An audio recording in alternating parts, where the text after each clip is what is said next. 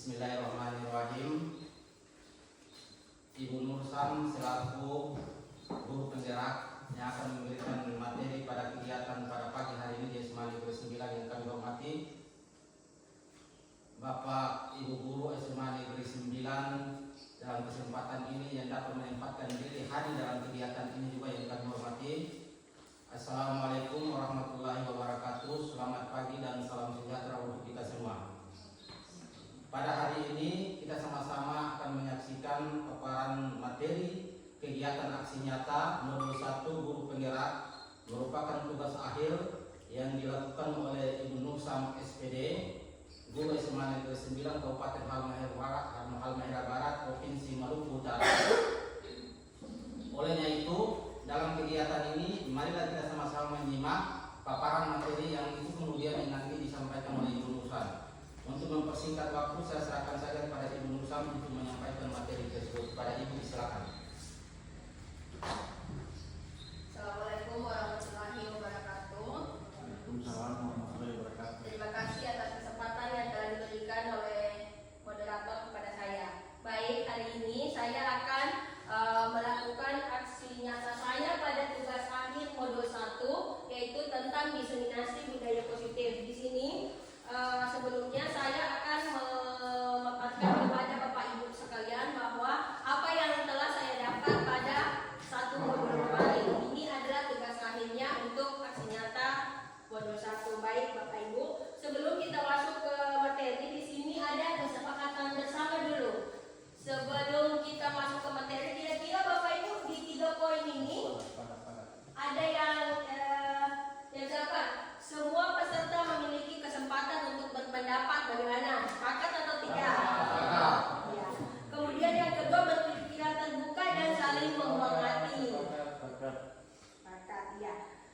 Kemudian mengikuti sesi diskusi dengan perasaan santai, bahagia dan gembira. Tentunya saya sangat berharap bahwa Bapak Ibu hari ini mengikuti kegiatan hari ini itu dengan perasaan yang bahagia. Tidak merasa tertekan ya Bapak Ibu. Baik. Nah, di sini ada sedikit pertanyaan pengantin. Boleh dilihat? Bisa dibaca Kak? Bisa. Bisa. Ada yang bisa baca? Bisa. Iya, siapa yang bisa baca? Saya ini. Iya, silahkan Pak. Yang pertama itu terkait dengan pemberian hukuman dapat mendiskusikan siswa. Iya. Ya. Itu materi pertama. Kira-kira menurut Bapak Ibu pemberian hukuman dapat mendisiplinkan siswa? Ini hanya pertanyaan pemantik saja. Kira-kira menurut Bapak Ibu kalau kita berikan hukuman, oh iya bisa, boleh. Kemudian yang kedua ada pemberian hadiah meningkatkan prestasi siswa. Bisa. Oh bisa. Oke, baik. Itu harus. Guru mampu memberikan solusi untuk setiap yang bermasalah. Guru berperan sebagai teman bagi siswa. Harus. Ya, harus semua ya Bapak Ibu. Biasa. Baik, konsep inti di sini seorang guru yang baik dan hebat harus memiliki kemampuan dalam mewujudkan budaya positif di sekolah. Budaya positif di sekolah itu seperti apa sih? Nah ini, disiplin positif, motivasi perilaku manusia, keyakinan kebutuhan dasar, posisi kontrol, segitiga restitusi, dan terakhir itu sebenarnya keyakinan kelas. Makanya saya salah ketik. Baik, sekarang saya mau ini bisa dibaca instruksinya.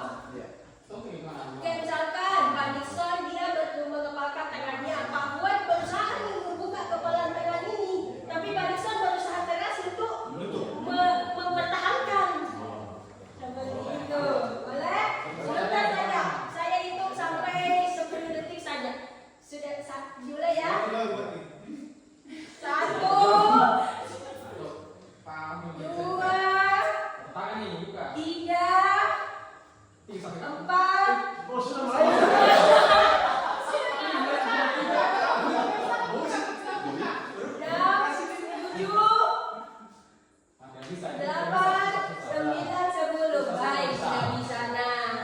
Dari yang Bapak Ibu tadi itu sebenarnya kontrol itu bergantung dari diri kita sendiri. Kayak misalkan Pak Anton. Pak Anton tadi kan dia mengepalkan tangan, Mas Adi berusaha untuk membukanya.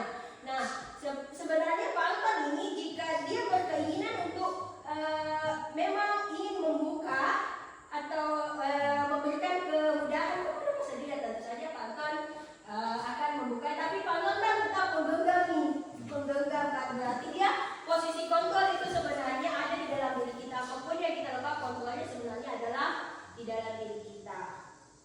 Baik, dan sekarang di sini pergeseran paradigma teori kontrol. Di sini ada ilusi kontrol guru mengontrol murid. Kemudian di sini guru tidak dapat memaksakan murid untuk melakukan sesuatu jika murid tersebut memilih untuk tidak melakukannya. Sama halnya tadi saya sampaikan bahwa sebenarnya murid itu harus kita buat dia memang dari dalam dirinya, bukan melakukan sesuatu atau membuat sesuatu hanya karena ada hal-hal yang disuruhkan. Misalkan kita memberi hukuman kepada murid, itu sebenarnya bukan sesuatu yang baik Bapak Ibu, karena sebenarnya dengan adanya hukuman yang diberikan itu tentu akan membuat murid merasa, oh saya mau ke sekolah karena saya takut dihukum, bukan atas keinginannya sendiri. Kemudian di sini yang kedua ada ilusi bahwa semua penguatan positif efektif dan bermanfaat.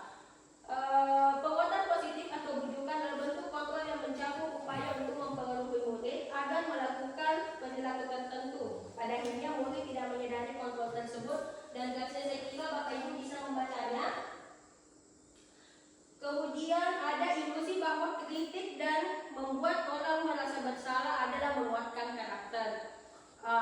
Kritik dan rasa bersalah digunakan untuk mengontrol murid menuju identitas gagal. Sebenarnya dengan kita memberikan kritik atau membuat dia merasa bersalah, kita sebenarnya tanpa kita sadari, dan itu juga sering biasa saya lakukan dulu memberikan kritik, membuat dia merasa bersalah. Sebenarnya kita akan menjadikan nyalinya, membuat dia merasa tidak percaya diri dan merasa tidak berharga. Kemudian yang terakhir, ilusi bahwa orang dewasa memiliki hak untuk memaksa. Banyak orang dewasa percaya bahwa mereka bertanggung jawab untuk mendorong murid melakukan tindakan tertentu selama kemajuannya hidup. Semua ini adalah posisi kontrol yang disampaikan oleh Dr. William Blaser. Kemudian di sini jelas sekali paradigma posisi kontrol. Di sini kita dapat melihat stimulus respon dan teori kontrol. Bisa dilihat ya? Bisa. Bisa dibaca Kak? Bisa. Jadi Bapak Ibu bisa mempelajari di sini ada stimulus respon, kemudian ada teori kontrolnya. Kemudian disiplin positif. Dan di samping ini adalah siapa yang di samping ini? Iya, itu kan mana suaranya? Semangat tidak hari ini? Oke, baik. Bapak pendidikan kita Nilai Dewantara menyatakan bahwa di mana ada kemerdekaan, di situ harus ada disiplin yang kuat. Sesungguhnya disiplin itu bersifat self-disiplin atau disiplin diri. Kita sendiri yang mewajibkan kita untuk sekeras-kerasnya, tetapi itu sama saja, sebab jika kita tidak menjaga melakukan disiplin, maksudnya ini adalah disiplin itu sebenarnya dari diri kita saja, itu intinya ini, dari diri kita. Jadi segala sesuatu atau apapun itu adalah dari diri kita sendiri. Kemudian disiplin positif merupakan suatu cara penerapan disiplin yang mengajarkan anak bertanggung jawab dan menumbuhkan kesadaran untuk melakukan sesuatu tanpa sogokan, ancaman, ataupun hukuman. Jadi itu ya, Bapak Ibu. Ini juga sebenarnya untuk saya, bahwa kita itu tidak bisa memberikan sebenarnya hukuman kepada anak-anak meskipun itu entah fisik maupun verbal, karena itu pasti akan melekat ke dalam diri anak tersebut. Kemudian disiplin positif lebih ke arah disiplin diri yang dapat mengontrol diri, seperti yang saya sampaikan tadi bahwa disiplin positif itu ada disiplin yang dapat ke kontrol diri. Maaf ya Bapak Ibu, sepertinya saya duduk kayak pusing. Nah, kemudian disiplin diri dapat membuat murid memahami dan menyadari berdasarkan motivasi internal, bukan akibat paksaan, ujian atau hukuman. Nah, seperti yang saya sampaikan tadi bahwa kita sebagai seorang pendidik itu harus memberikan disiplin, ya boleh, tapi disiplin yang positif, disiplin yang tidak ada kayak bentuk hukumannya atau ancaman atau kata-kata seperti besok kalau kamu tidak datang ke sekolah ibu suruh berjemur di sana. Itu sebenarnya bukan sebuah hal yang baik, bukan hal yang positif. Jadi kita harus menumbuhkan disiplin di dalam diri murid itu, tapi tanpa adanya ini kayak paksaan atau pujian. Pujian pun juga termasuk sebenarnya hal yang sangat tidak bagus, karena anak yang terlalu banyak pujiannya, dia di dalam dirinya selalu merasa wah atau apa begitu. Nah, sekarang di sini kita lihat nilai-nilai kebajikan universal. Ada profil pelajar Pancasila.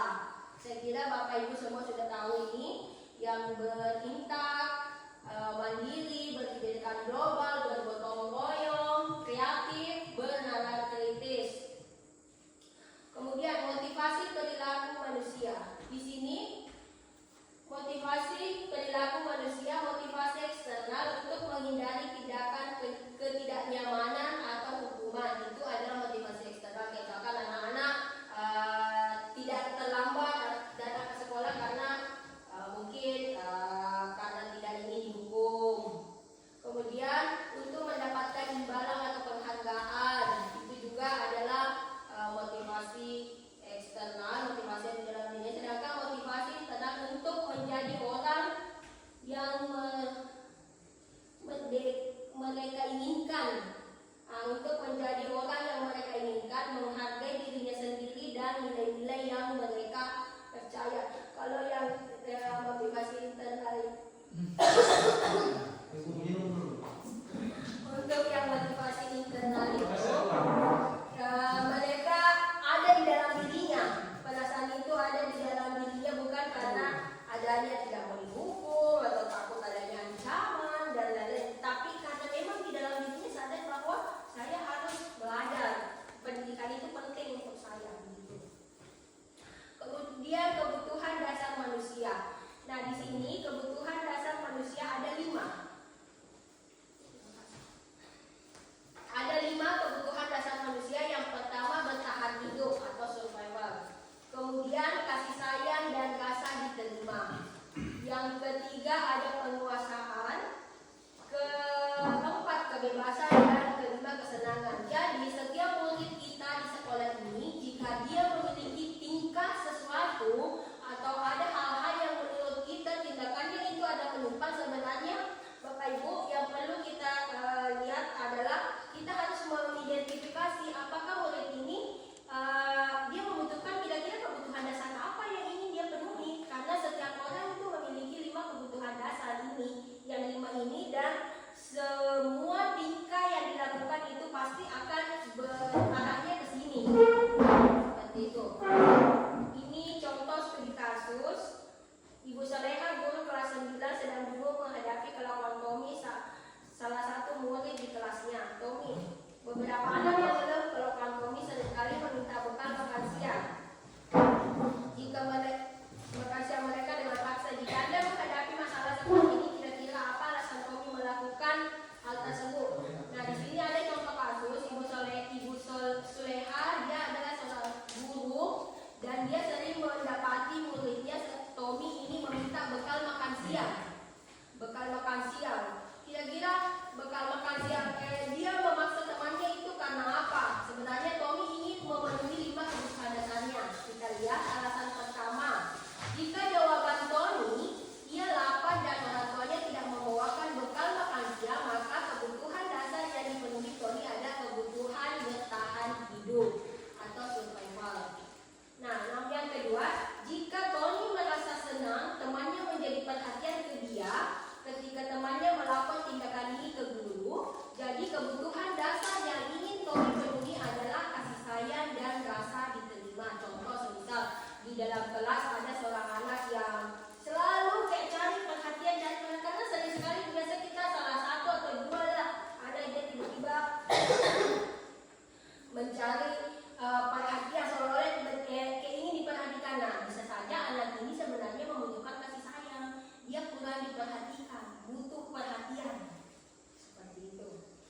Kemudian jika alasannya Tommy karena temannya jadi takut dengan dia dan menuruti keinginannya, maka kebutuhan dasar yang berusaha untuk Tommy penuhi adalah tentang kekuasaan. Kemudian jika Tommy merasa bosan dengan bekal makanan yang dibawakan oleh ibunya, maka kebutuhan dasar yang Tommy berusaha untuk penuhi di sini adalah kebebasan. Ingin mencoba makanan teman-temannya, ingin mencoba hal-hal yang lain. Kemudian yang terakhir, jika alasan Tommy dia iseng-iseng saja ingin mengikuti dan dia merasa melihat ekspresi temannya itu dia senang, nah itu menunjukkan bahwa Tommy berusaha untuk memenuhi kebutuhan dasar kesenangan. Jadi Bapak Ibu, dari kelima kebutuhan dasar ini sebenarnya sering sekali pasti kita temui pada murid kita. Namun seringkali kita merasa bahwa kita langsung menjudge anak ini nakal, anak ini kenapa pemalas sekali atau apa. Nah itu kan sebenarnya harus kita identifikasi bahwa sebenarnya anak ini itu dia tidak pernah bersalah, hanya saja dia membutuhkan 5 dari 5 kebutuhan dasar ini dan dia butuhkan itu. Kira-kira apa sih yang tidak terpenuhi di dalam dirinya?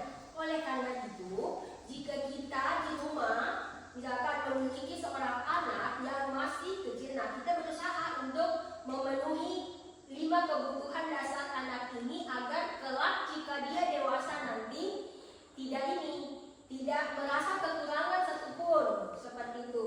Nah, mungkin yang kita temui di sekolah kita di SMA Negeri 9 pasti ada beberapa dari kelas 1 sampai kelas 3 banyak sekali berbagai macam tingkah yang kita lihat. Nah, tentu saja kita tidak boleh langsung menjudge ya Bapak Ibu bahwa kamu ini nakal, kamu ini salah, kamu ini harusnya tidak seperti kamu ini harusnya tidak melakukan hal seperti ini. Tapi kita beridentifikasi apa sih sebenarnya yang ingin dia coba untuk penuhi dari kelima kebutuhan dasar ini, baru kita dapat memberikan tindakan seperti itu. Kemudian di sini hukuman, konsekuensi dan restitusi. Restitusi, proses menciptakan kondisi bagi murid untuk memperbaiki kesalahan mereka sehingga mereka bisa kembali pada kelompok mereka dengan karakter yang lebih kuat. Ini menurut Gosen. Restitusi juga merupakan proses kolaboratif yang mengajarkan murid untuk mencari solusi masalah mereka. Nah, restitusi ini maksudnya adalah jika kita mendapati seorang anak dia melakukan kesalahan, entah bertengkar atau apa, kita tidak boleh langsung memanggilnya atau langsung memukulnya dan atau memberikan kata-kata yang kasar seperti itu. Kita memberikan di dalam restitusi ada yang namanya segitiga restitusi. Nanti ada di bawah segitiga restitusi saya lebih jelaskan. Di sini tadi kan hukuman, konsekuensi dan restitusi. Hukuman itu dia tidak terencana, tiba-tiba. Ini ada perbedaannya, Bapak Ibu bisa lihat. Kemudian apa yang akan terjadi tidak dilibatkan bersifat sederhana. Hukuman itu pokoknya apapun yang ini langsung apalagi contohnya kayak misalkan di apa sih namanya dipukulkah atau apa gitu, itu hukuman. Konsekuensi terencana sudah disepakati, maksudnya apa? Kayak misalkan disampaikan di dalam kelas, contohnya kan ada di setiap kelas sudah ada keyakinan kelas nanti. Jadi jika anak melanggar keyakinan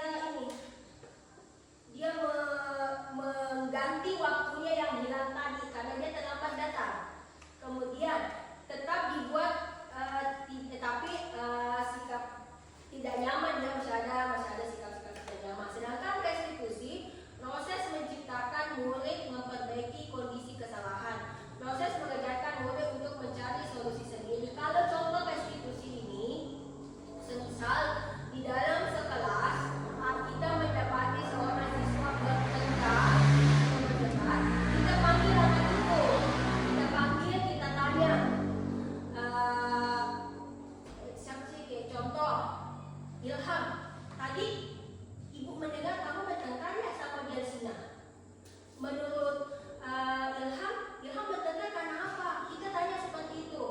Oh, saya dikasih begini bu, saya diejek atau saya ini. Nah, kita tanya lagi, kita berikan dulu penguatan ke dia. Oh iya, betul sekali. Ibu juga kalau diejek pasti seperti itu, pasti akan melakukan hal seperti itu. Nah, terus ditanya lagi, kamu ini kalau semisal bertengkar begitu, pasti ada alasannya tuh kenapa memukul atau apa. Lain kali jangan dilakukan seperti itu. Mungkin ada hal-hal yang harus kamu lakukan. Itu adalah institusi kita membuat dulu si anak ini merasa tenang. Kita membuat misalkan mengatakan oh berarti berbuat bersalah itu sebenarnya manusiawi, setiap orang berhak untuk salah. Kita dulu mengatakan hal-hal seperti itu. Nah, di sini ada identitas sukses, disiplin, ada identitas gagal, hukuman. Sesuatu yang menyakitkan harus terjadi, itu ada semua ada bentuk hukuman. Tidak nyaman untuk murid, anak akan merasa tersakiti. Sistem tidak akan berjalan bila murid tidak takut. Jadi seakan-akan kita ini guru adalah harus benar-benar orang yang sangat ditakuti. Itu adalah bentuk hukuman. Dampaknya pada murid. Di sini murid merasa bersalah, rendah diri dan mengasingkan tentunya. Sedangkan konsekuensi sesuatu harus terjadi, tapi tetap tidak ada ketidaknyamanan. Ada ketidaknyamanan, murid dibuat merasa tidak nyaman dan memerlukan monitoring atau supervisi. Kehilangan hak atau kayak apa ya? Ada waktu kehilangan hak diri atau dia tidak diberikan kesempatan untuk bertanya atau mengutarakan apa yang diinginkan. Kemudian ada yang namanya restitusi. Restitusi merupakan sebuah pilihan, merupakan untuk murid. Nah, tadi kan ada kata-kata penguatan kepada murid. Kemudian murid belajar bertanggung jawab. Nah, di sini kita bisa lihat hukuman, konsekuensi, dan restitusi. Hukuman itu dia sifatnya negatif, Bapak Ibu. Contoh kata-katanya awas. Awas kalau dilakukan lagi ya, nanti awas kamu. Kata-kata yang mengancam. Kemudian paksaan, mendorong menyerahkan diri, dan dibuat oleh guru itu. Kemudian kalau konsekuensi, lakukan apa yang saya katakan. Stimulus respon, mendorong kepatuhan, konsep diri. Kemudian di sini ada restitusi. Apakah hal ini yang sesungguhnya ingin kamu lakukan, kita tanya. Jadi yang sebaiknya dilakukan adalah restitusi, Bapak Ibu, untuk menguatkan anak didik kita atau murid kita. Dalam hukuman tidak ada korelasi logis antara kesalahan dengan solusi yang dipilih untuk memperbaiki kesalahan tersebut. Murid tidak diajak berdiskusi, hanya guru yang menentukan sehingga murid tidak belajar di balik tanggung jawabnya. Di dalam hukuman itu ya tidak ada istilah diskusi antara guru dan murid. Pokoknya guru yang menentukan segalanya, guru yang memegang kendali, sehingga murid ini tidak belajar untuk bertanggung jawab. Itu adalah hukuman. Di sini ada contoh, menulis 100 kali saya tidak akan terlambat lagi karena terlambat datang ke sekolah. Kira-kira ini hukuman atau konsekuensi? Hukuman. Lari mengelilingi lapangan basket 5 kali pada mata pelajaran PJOK karena terlambat hadir. Ini hukuman atau konsekuensi? Konsekuensi. Ya, itu konsekuensi. Membersihkan coretan yang dibuat olehnya di dinding kelas, ini hukuman atau konsekuensi? Hukuman. Konsekuensi, iya, karena dia kan mencoret-coret, jadi dia disuruh membersihkan toilet karena merusak barang temannya. Betul sekali, karena tidak ada korelasi ya. Kemudian murid diminta push-up 5 kali karena makan di dalam kelas. Hukuman, betul. Berdiri di depan kelas karena tidak mampu menjawab pertanyaan.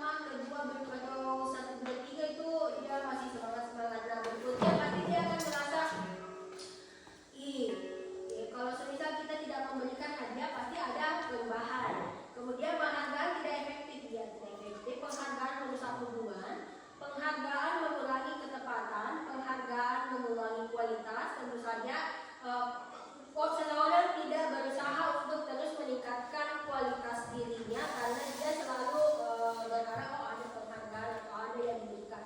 Dan sama halnya dengan penghargaan ini mematikan kreativitas. Tidak ada kreativitas baru yang terus dimunculkan jika kita selalu memberikan penghargaan kepada dia, karena dia tidak termotivasi lagi untuk membuat atau menghasilkan sesuatu yang baru.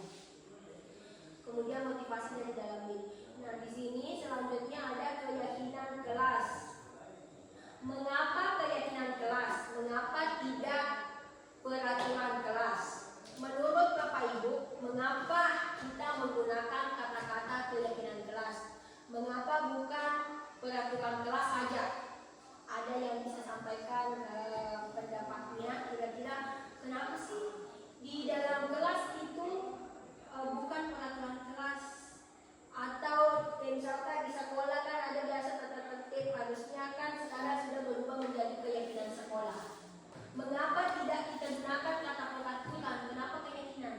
Keyakinan itu membuat siswa merasa memiliki kelas itu, sehingga ketika kelasnya kotor, mereka langsung melakukan tindakan untuk membersihkan. Itu disebut dengan keyakinan. Sedangkan yang disebut dengan peraturan, kalau kelas kotor, mereka kepada orang yang dijadwalkan untuk membersihkan kelas itu, dan berbeda dengan keyakinan. Jadi kalau dengan yang ada ini lebih, menurut saya itu masih lebih baik itu keyakinan dari kesadaran sendiri yang mereka melakukan kegiatan atau kreativitas dalam kelas. Iya, bagus sekali. Dan dasarnya tepuk tangan dulu.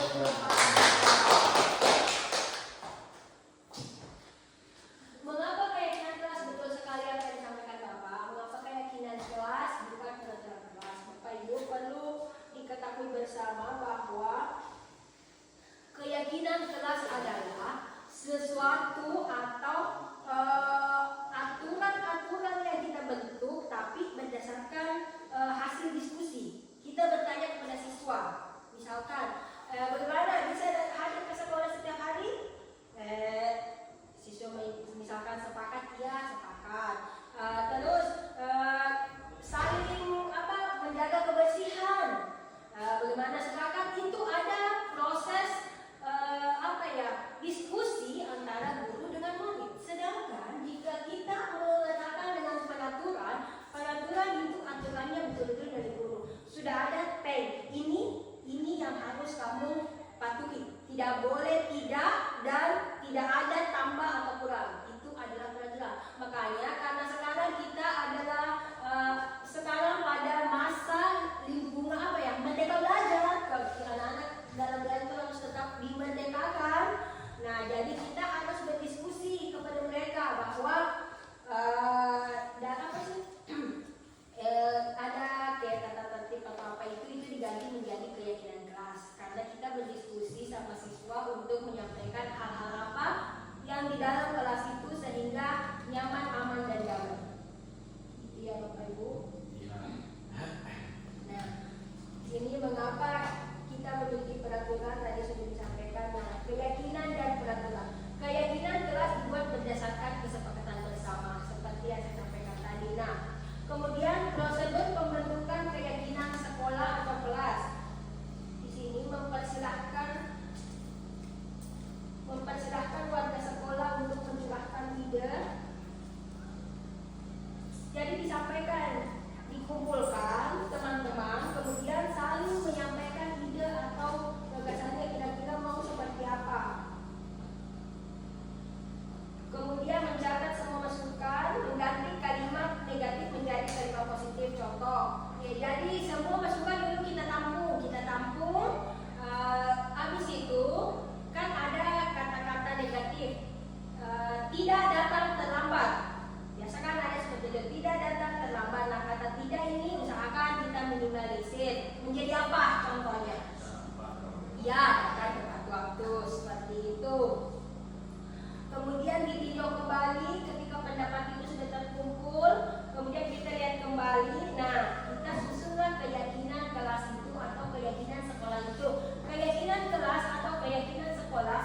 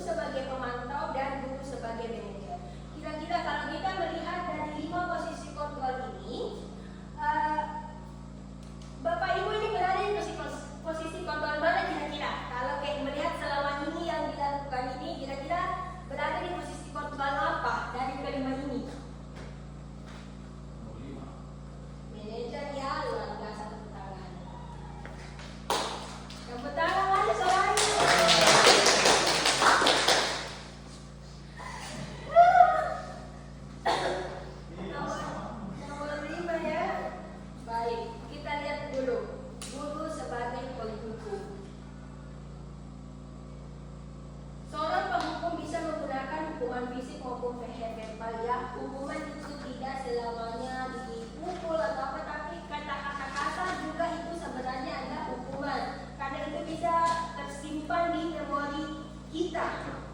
Orang yang menjalankan posisi pemukul senantiasa menyatakan bahwa sekolah memerlukan sistem atau alat yang dapat mendekatkan melindungi. Seorang pemukul akan sering menerapkan hukuman dibandingkan konsekuensi atau restitusi.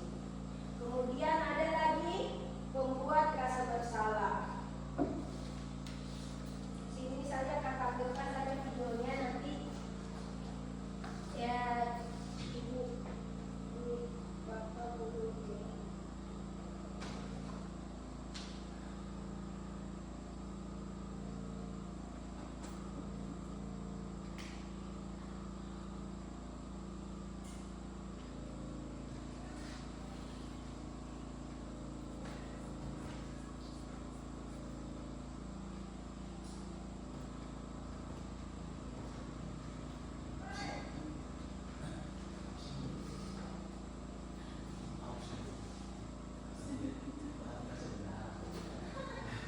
Maaf Bapak Ibu, videonya tidak bisa terbuka.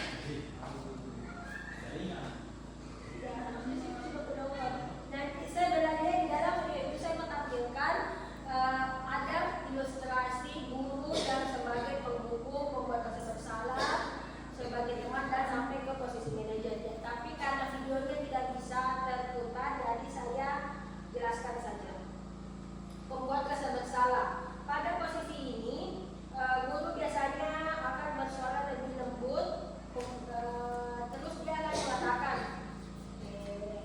kenapa datang terlambat? Pembuat rasa bersalah ini sebenarnya sering sekali dulu saya lakukan itu, karena saya tanpa menyadari ternyata yang saya lakukan ini akan membuat anak bilang, kenapa datang terlambat? Kan ibu sudah sampaikan. Dia akan bertanya bagaimana? Nanti kalau ibu ditegur kepala sekolah, bagaimana? Kalau kamu terlambat datang ini, itu kata-kata seperti itu adalah tipe guru yang membuat rasa bersalah. Dulu saya sering sekali melakukan hal seperti itu. Setelah mempelajari modul 1 di tempat ini, saya baru menyadari ternyata ini saya adalah guru membuat rasa bersalah ternyata. Kemudian ada namanya posisi pemukul sebagai teman. Nah, pada posisi ini tidak akan menyakiti murid, namun akan tetap berupaya mengontrol murid melalui persuasi atau jahat. Posisi teman pada guru bisa negatif atau bisa juga positif. Namun sebenarnya posisi teman ini juga tidak terlalu baik. Mengapa tidak terlalu baik? Karena yang saya lihat jika kita memposisikan diri sebagai teman ke siswa, tentunya siswa juga akan dasar kurang menghargai atau dia tidak kayak menganggap guru ini sebagai ini, saya tidak bukan takut sih, kayak pokoknya tidak menghargai begitu. Kalau sebagai teman, karena dia sudah menganggap saya ini adalah saya sudah akrab sama ini, jadi tidak usah. Kemudian ada posisi kontrol sebagai pemantau. Pemantau berarti mengawasi. Pada saat kita mengawasi, kita bertanggung jawab atas perilaku orang-orang yang kita awasi. Guru sebagai pemantau mengontrol murid berdasarkan peraturan dan konsekuensi. Jadi Bapak Ibu, pada posisi pemantau ini, kita sebagai guru melihat bahwa misalkan di dalam kelas kita lihat ini siapa sih anak yang kayak malas atau masih sering kayak semangat belajarnya rendah, kita lihat itu. Nah setelah itu baru kita panggil, kita tanyakan kepada dia. Kita tanya, kamu melakukan itu karena apa? Kira-kira kalau begitu lagi apa konsekuensinya? Pemantau ini sebenarnya juga bisa, tapi belum terlalu baik. Yang paling baik adalah memang posisi kontrol sebagai manajer yang selalu paling lakukan. Ya kan Pak? Ya. Sebelum dia Iya. Iya, karena tadi saya bertanya kira-kira Bapak Ibu dari kelima posisi kontrol ini, posisi kontrol apa yang Bapak Ibu lakukan? Nah jawabannya posisi kontrol sebagai manajer. Baik. mempersilahkan murid mempertanggungjawabkan perilakunya, mendukung murid agar dapat menemukan solusi atas permasalahannya sendiri. Ini ada posisi yang paling baik digunakan karena tidak ada, kalau penghukum masih ada marah-marah, kemudian kayak pembuat rasa bersalah memang tidak marah tapi dia menekankan ke siswa. Kalau untuk posisi teman terlalu dekat ke murid juga sebenarnya dia tidak terlalu menghargai. Kemudian pemantau masih bagus, cuma masih ada sedikit ininya. Dan yang paling baik memang posisi kontrol guru adalah sebagai manajer. Karena di sini kita kayak berdiskusi kepada murid dan memberikan dia jawab. Nah, posisi kontrol manager bisa dilihat ya. Posisi antara kelima posisi kontrol. Nah, sebaiknya kita menggunakan posisi kontrol sebagai manajer. Kemudian di sini ada segitiga restitusi. Apa sih segitiga restitusi itu? Suatu proses dialog yang dijalankan oleh guru agar dapat menghasilkan murid yang mandiri dan bertanggung jawab. Nah, ini adalah tahapan segitiga restitusi. Yang pertama, menstabilkan identitas. Kemudian yang kedua, validasi tindakan yang salah. Dan yang terakhir, menanyakan keyakinan. Nah, pada bagian menstabilkan identitas dilakukan berdasarkan prinsip bahwa membuat kesalahan adalah bagian dari proses pembelajaran dan nantinya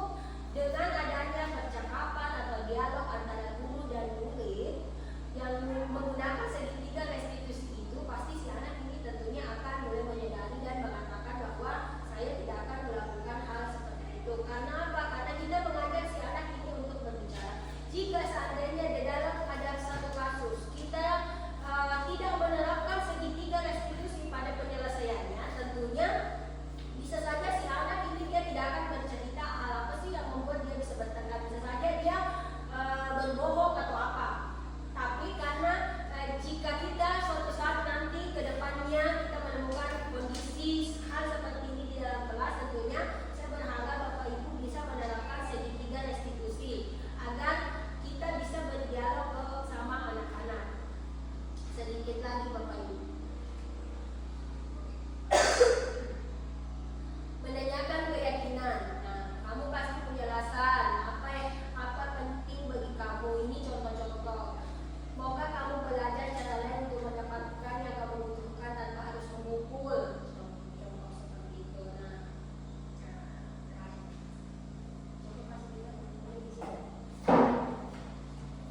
Baik, sekarang Bapak Ibu, itu tadi adalah segitiga restitusi. Nah,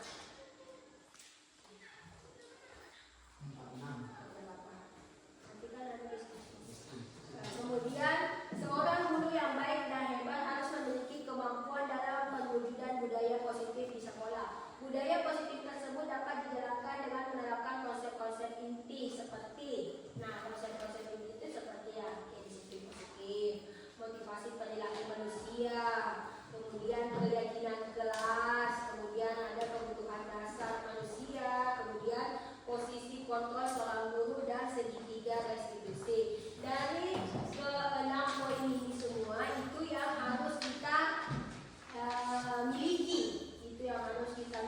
agar di sekolah kita ini tidak ada lagi istilah menghukum atau mengancam dan lain-lain.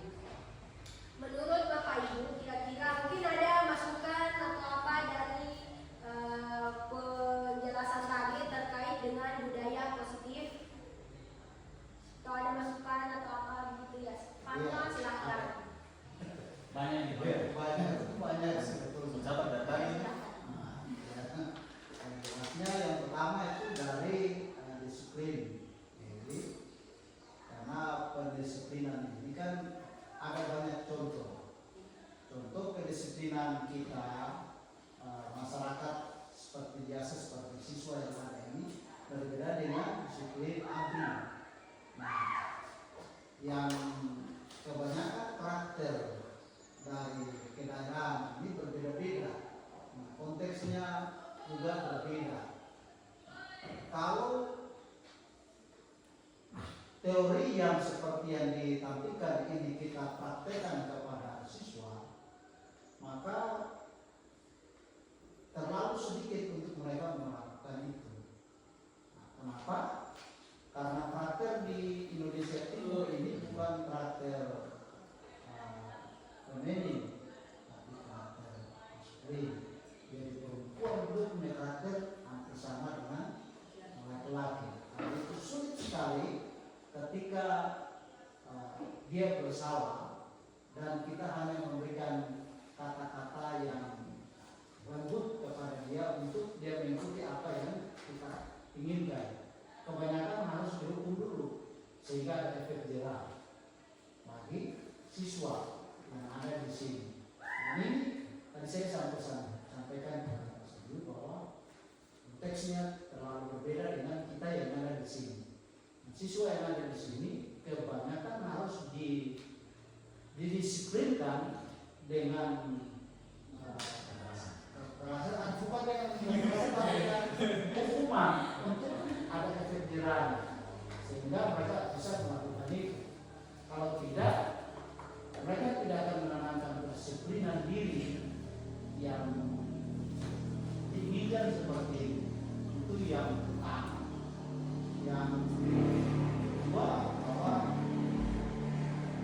siswa yang ada di sini cara menyerap materi pembelajaran berbeda dengan yang ada di kota. Karena itu kalau kita terapkan yang ada di sini, yang menentukan hanya pengajar, guru, tetapi kepada siswa agak terlalu sulit untuk mereka menyerap itu. Nah, karena itu kita bisa temui di hari-hari di kelas ini mereka rajin atau tidak. Kemudian dievaluasi, kita bisa temui di situ mereka bisa melakukan atau tidak. Nah, kebanyakan itu tidak sampai 50% yang mereka lakukan dari evaluasi yang kita lakukan.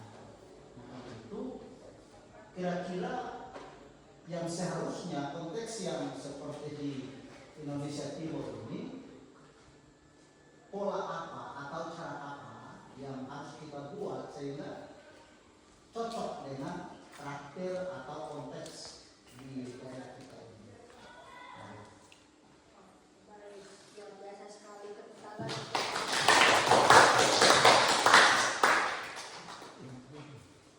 Baik, luar biasa sekali apa yang disampaikan dari Pak Anton. Memang benar kalau karakter di Indonesia Timur ini mungkin agak sedikit berbeda dengan di luar sana.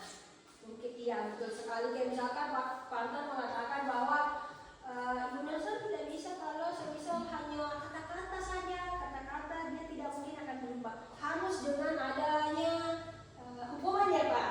Iya, betul sekali. Baik, Pak Anton sebenarnya tidak salah dan tidak benar juga. Karena begini, Pak.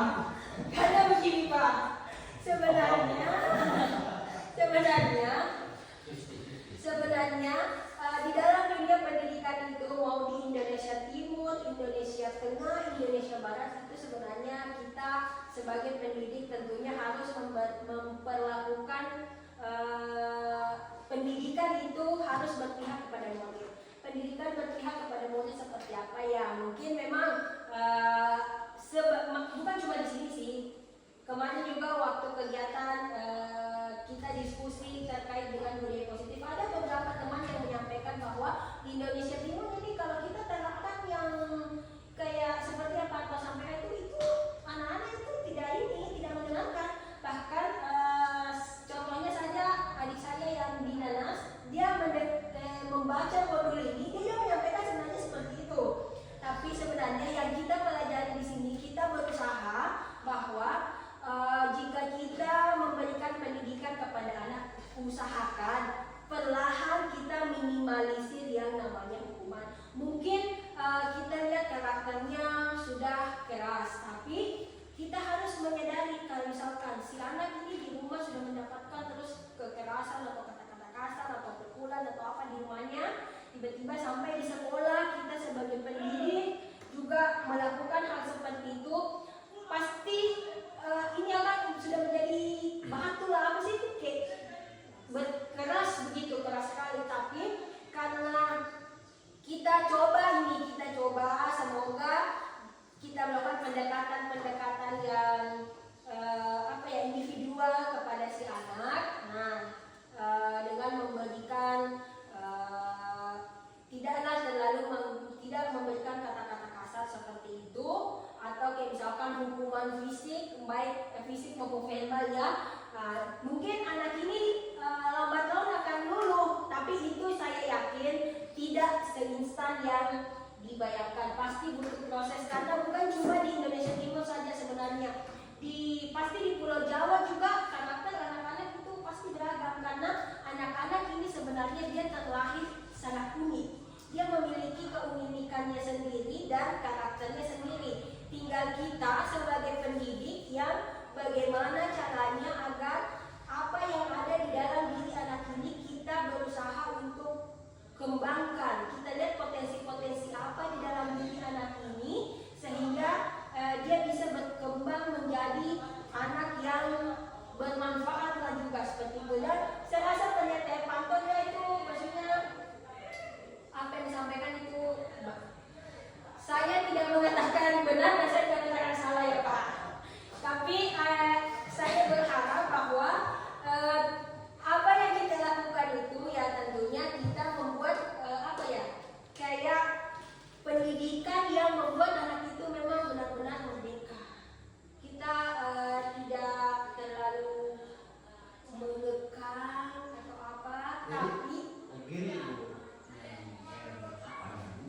pola apa yang kita dapati menyederhanakan itu dengan konteks kita yang ada di sini, sehingga mereka itu boleh ikut apa yang sesuai dengan teori yang sekarang ini kita bisa praktekkan itu. Karena kalau hanya dari teori yang ada ini pendapat guru dan pendapat para penulis buku. Nah, persoalan di sini pendapat atau karakter yang ada di sini ini kita harus buat sehingga yang disebut dengan mendidik kita berhasil oleh karena kita bisa berubah mereka. Tapi kalau kita tidak bisa berubah mereka berarti kita tidak berhasil dalam mendidik. Nah karena itu pola apa yang paling mendekat itu mereka bisa kita ubah gitu. Ya, pola. disiplin positif itu. Iya. Dari disiplin positif. Mungkin Ya, silakan ada tambahan. teman dari saya Ya, tambahan lebih. Banyak apa? Nah, ini dong sampai jam 12. terima kasih atas kesempatan yang diberikan. Assalamualaikum warahmatullahi wabarakatuh. Selamat siang, salam sejahtera buat kita semua. Di mana di sini sesuai yang apa yang disampaikan tadi oleh Ibu Nursam, ya, itu terkait dengan diseminasi budaya positif, ya. Dalam artian bahwa kemudian apa yang disampaikan dan kemudian materinya itu tanggapi atau yang ditanyakan oleh Pak Anton tadi, mungkin di sini saya ada memberikan sedikit masukan terkait dengan apa yang kemudian disampaikan oleh Pak Anton, ya, itu artinya dalam hal ini di mana terkait dengan hukuman atau keyakinannya tadi, ya, di mana dalam hal ini ketika kita kembali lagi, ya, dengan berpegangan atau melihat kembali kurikulum yang kita pakai sekarang, yaitu di mana kurikulum, ya, mereka kemudian di mana di sini, ya, pendidikan sekarang itu lebih mengarah kepada budaya kedaerahan, gitu, ya, di mana di sini kalau seandainya di dalam proses pembelajaran ketika kita melihat berbagai macam persoalan atau, ya, masalah-masalah atau kesalahan yang dilakukan oleh siswa, dalam artian bahwa kita mencari cara, ya, bagaimana, ya, sedemikian mungkin untuk kita mengurangi tingkat kesalahan, ya, itu tadi. Nah, makanya di sini di mana kemudian apa yang disampaikan oleh Pak Anton tadi, bahwa ya memang saya secara pribadi memang saya sangat tersentuh sekali, ya, atau apa yang disampaikan oleh urusan tadi terkait dengan ini. Nah, kemudian di mana di sini kita sebagai seorang pendidik atau sebagai seorang guru, kita harus mencari solusi, ya, atau alternatif terbaik, dalam artian bahwa kita jangan selalu terfokus pada teori atau temuan para ini, ya, akan tapi kita harus lebih mengarah kepada kearifan budaya lokal yang dimana sebentar nanti dia memancing, ya, atau memberikan sebuah stimulasi, ya, kepada peserta didik itu. Di mana kita mencari cara bagaimana supaya siswa itu dia lebih aktif, ya, untuk mengurangi tingkat kesalahan itu tadi, ya. Mungkin itu saja saya kembalikan kepada moderator. Ya, jadi Ibu, ini apa yang disampaikan oleh Pak Ahmad itu harus melakukan dengan kearifan lokal. Artinya yang saya katakan ini supaya ada solusi dalam kita mendidik. Kalau kita mendidik secara teori itu penting juga, karena itu ilmu pengetahuan. Namun kita tidak akan berhasil yang disebut mendidik kalau mereka tidak bisa berubah dari pengetahuan yang mereka miliki, tapi mereka tidak bisa berubah. Nah, karena itu supaya mereka berubah, kearifan lokal tadi yang disampaikan itu kegiatan olahraga, kesenian dan yang lain-lain yang membawa mereka bisa berubah dengan kegiatan-kegiatan itu. Karena di Indonesia Timur ini itu yang lebih cenderung, sehingga kalau dengan teori yang ada ini bukan arti kita terima, karena itu pendapat dan pendapat ibu sebagai penyaji itu kita terima 100%. Hanya untuk bisa kita berhasil mendidik kepada siswa tidak bisa hanya teori. Dari lokal tadi itu kita kegiatan olahraga dan yang yang membuat mereka bisa berubah karena mereka itu kegiatan-kegiatan itu. Sehingga dari kegiatan-kegiatan itulah mereka tidak hadir di sekolah. Itu. Nah ini masukan juga, Ibu harus kasih masukan kepada sekolah. Baik kalau sekolah lakukan ini.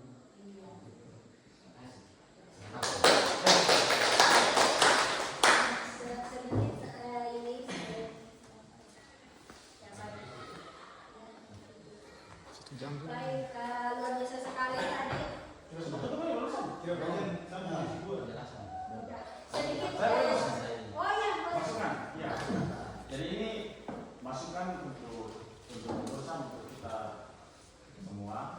Jadi ini kan terkait dengan disiplin budaya positif. Jadi kalau saya berangkat dari apa yang berusaha sampaikan itu bagus, dari Pak bilang teori. Namun kalau masalahnya itu ada di mana dulu.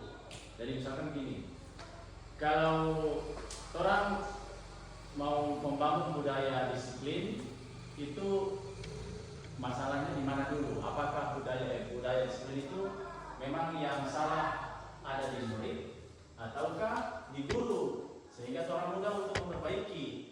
Nah, contoh katakanlah orang ambillah ini di murid supaya agar lebih mudah orang perbaiki. Jadi misalkan kalau di murid orang budaya yang tadi Bu Nur sampaikan ada sekian banyak itu. Nah ini masukan bagi orang semua dan Bu Nur. Alangkah lebih baik orang melakukan identifikasi. Nah, sama seperti yang di dulu saya ingat waktu orang di PPG itu dari LK pertama sampai LK dari berapa itu kan ada akar masalah. Nah kalau misalkan orang identifikasi ada beberapa masalah yang orang hadapi SMA 9. Misalkan 1, murid sering malas sekolah. Yang kedua, malas mengerjakan tugas. Yang ketiga, suka bolos dan seterusnya. Nah, kalau orang ambil tiga akar masalah ini, nah itu yang nanti orang kolaborasikan dengan teori yang belum punya ini. Misalkan yang malas sekolah ini, kira-kira dia solusi apa?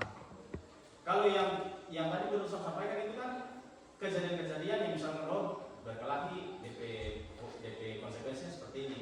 Tetapi untuk merubah, karena anak-anak ini kan biasanya orang datang berangkat dari keluarga yang berbeda, pendidikannya, disiplinnya berbeda, terus datang dari budaya yang berbeda, misalkan dari Peo, dari Sasu, dari mana, itu kan berbeda-beda dalam kultur yang orang hidup di sana. Nah, terus orang datang di sini lalu disatukan dalam satu kondisi yang sama.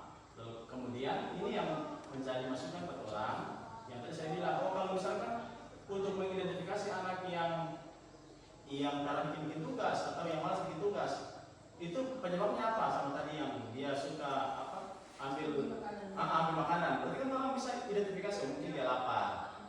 Itu yang pertama. Kalau dia malas bikin tugas, mungkin apa? Di rumah dia sering banyak pekerjaan kah sampai tak sempat bikin tugas, ataukah dia banyak waktu dengan teman di luar karena dia harus membantu orang tua dalam menopang ekonomi keluarga, banyak hal. Nah itu harus orang ini identifikasi supaya baru nanti orang tidak lanjuti di sekolah. Nah saya pikir dalam satu akar masalah yang orang bisa selesaikan itu sudah luar biasa. Tak harus semua orang bisa selesaikan karena memang orang berwaktu tidak cukup.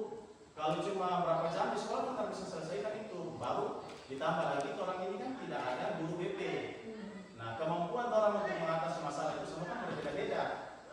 Apalagi orang basicnya di waktu kuliah, orang ada mata kuliah psikologi yang itu untuk mengatasi perilaku anak. Orang hanya kan sekilas-sekilas.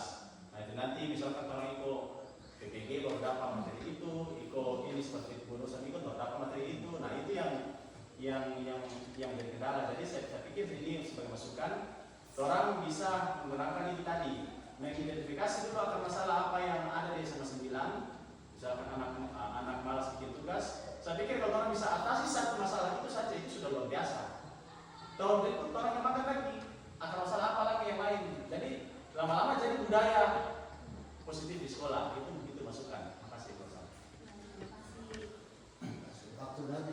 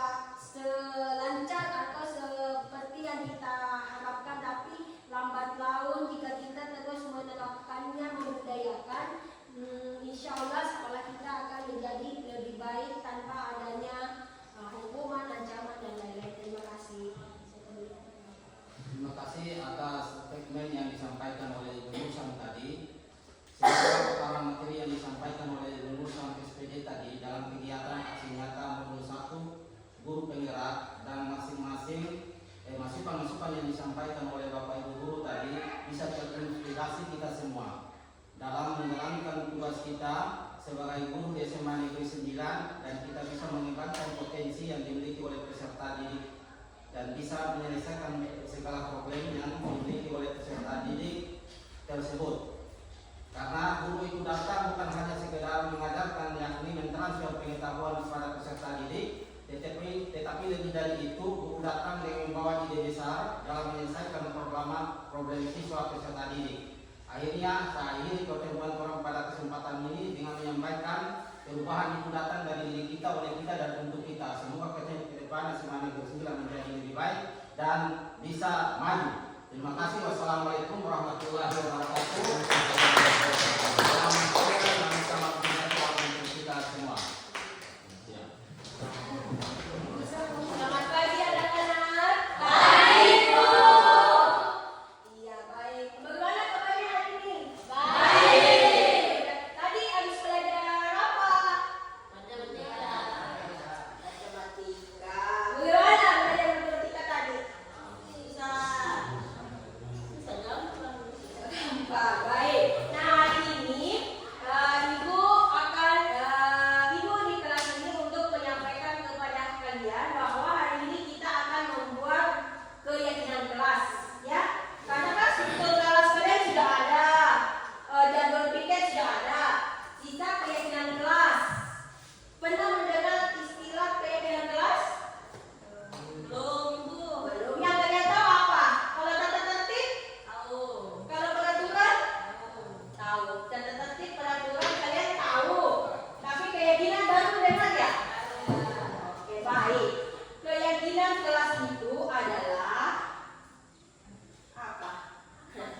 Keyakinan kelas itu sebenarnya dulu kan diberi nama peraturan atau keyakinan tertib.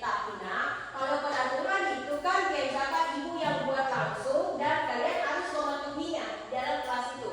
Nah, sekarang kalau keyakinan kelas kita akan berdiskusi bersama kira-kira hal-hal apa yang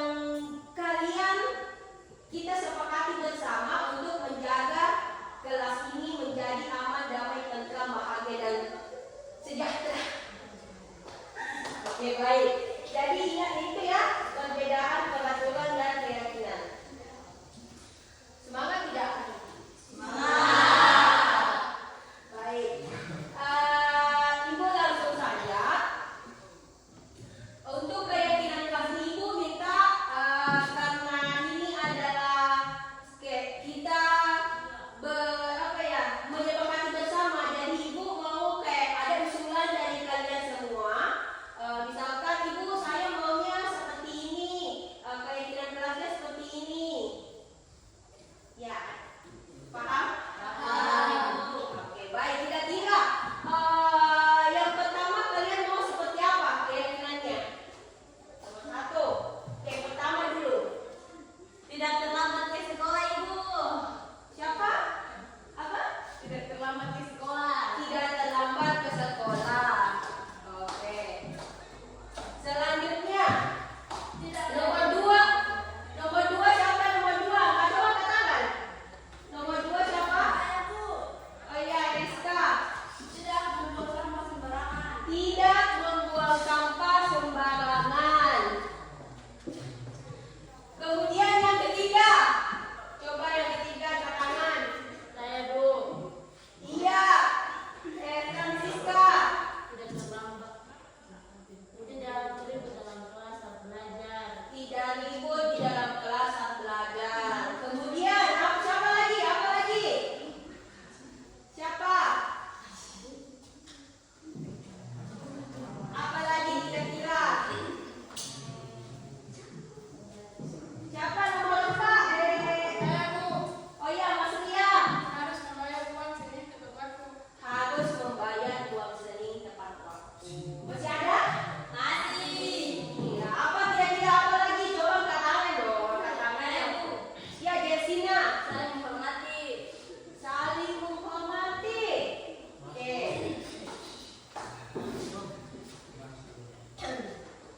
Ya, masih ada? Masih. Apa kira-kira? Tinggal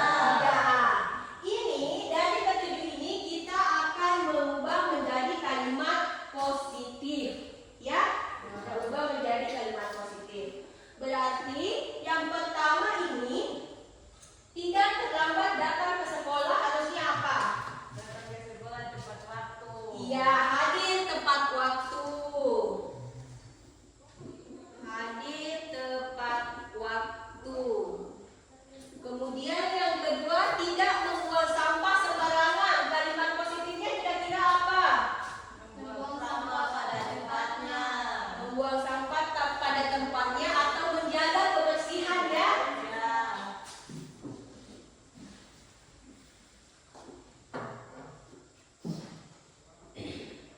Kemudian tidak ribut di kelas saat belajar. Kira-kira apa itu? Tenang saat belajar. Tenang saat belajar. Atau menjaga keamanan. Apa? Menjaga keamanan. Menjaga keamanan. Oke, menjaga keamanan. Kemudian harus membayar uang seni tepat waktu. Kira-kira kata positifnya apa itu? Harus membayar uang seni tepat waktu.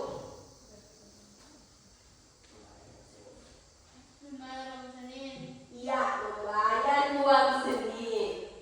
Kemudian nomor 5, saling menghormati. Itu sudah positif ya, saling menghormati karena kita semua anak-anakku harus saling menghormati antara yang satu dengan yang lain. Kemudian membantu teman yang kesusahan dan menjaga kerapian. Jadi keyakinan kelas ini nanti kalian akan tempel di dinding depan sini dan masuk. Kalian harus lihat keyakinan kelas ini sebagai alarm untuk kalian. Apa sih gunanya alarm kira-kira? Sebagai apa? Alarm. Benar kan kalau kalian mau bangun pagi pasti menyetel alarm. Kira-kira alarm itu gunanya kalian untuk apa? Iya, mengingat waktu. Tapi keyakinan kelas ini itu dijadikan alarm untuk kalian sebagai pengingat bahwa oh, hal seperti ini loh yang saya harus lakukan di dalam kelas. Seperti itu. Biar masuk, duduk, lihat. Contohnya tadi yang kita sepakati menjaga keamanan. Jadi kayak misalkan dalam belajar, kalau sudah ada yang mulai gerasak gerusuk atau apa, memperhatikan yang lain atau mengganggu temannya yang lain, kalian lihat tadi keyakinan kelas yang sudah kita sepakati. Saya harus menjaga keamanan. Biar apa? Biar kelas menjadi aman. Biar pembelajaran juga tidak terganggu. Itu contoh. Misalkan tadi juga hadir tepat waktu. Hadir tepat waktu. Nah, bagi yang masih merasa sering terlambat, ya diusahakan hadir tepat waktu. Tapi yang Ibu Desi kelas 10 ini memang sudah sangat luar biasa sekali. Tingkat kehadirannya sudah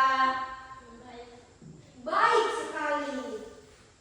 Tidak pernah, mungkin ada 1-2 yang tidak hadir, tapi diusahakan perlahan, yang diajarlah teman-temannya itu yang terlambat. Ya, baik. Untuk keyakinan kelasnya tadi kita sudah menyepakati ada berapa keyakinan kelas? 7. Berapa? 7. 7. Ada 7. Jadi dari